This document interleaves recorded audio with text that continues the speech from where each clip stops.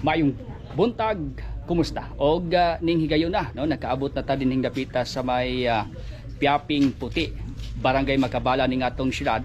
No, kun diin mao ni dinhi ta una no nga aduna tay tagaan og bugas pinasikad usab sa kaning nay nagpaabot sa tuwa no nga gahangyo siya nga pwede ba nga lakip kini sa tong tagaan. So ato sa nyanda mga tong bugas no na address area nila. So mo ni ang palibot no pao na to ang bugas ug ang t-shirt. Sige sulod ta sa ilahang balay. Ayo maing buntag. Maing buntag ma'am. Namon sa gani imong pangalan? Sige imong pangalan si Rosita. Rosita. Rosita. Rosita. Oh, Rosita. Pila edad nimo, ma'am?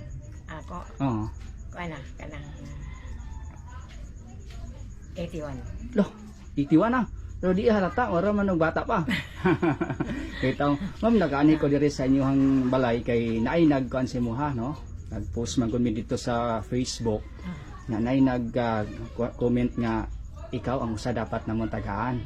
So sige, di na ko maglangan, ma'am, no? Nara imuhang 5 kilos nga bugas. Dayon ang Zen Kahatol t-shirt. Sige, masigo ba nimo? Okay, sigo daw. Ikuan ba? Okay ba? Okay kayo? Sige. Sige, so, ma'am, ang tod ang nagpahatag tod aning bugas ang atong Good Samaritan si Ma'am Daisy Torres. Nakay gusto isulti sa ilaha, Ma'am Daisy? Sige, isulti mo sila, ma'am, nga nakay bugas og t-shirt karon. Ma'am. Ma'am, mag-share. Ma'am ug sir. Salamat sa inyong gihatag sa ako. Naghan kay salamat. So nalipay ba ka? Nalipay ako. So ginagmay lang sa 5 kilos sa og t-shirt kay medyo di pa man mi bungga karon, no? Basin pohon madungagan ra. Sige, ma'am, salamat ha. Salamat kayo. So mo to no ang una natong gitagaan sa salamat Ma'am Daisy og salain pang mga dapit no mo padayon pa ta kay dires Makabalan napay duha no nya prior ta adto dito sa laing barangay.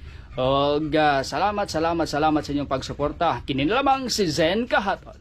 Maayong buntag. Sa kanunay, kita nagtuo ang pag-asinso ni Buhigala, pag-asinso usaba sa atong nasona.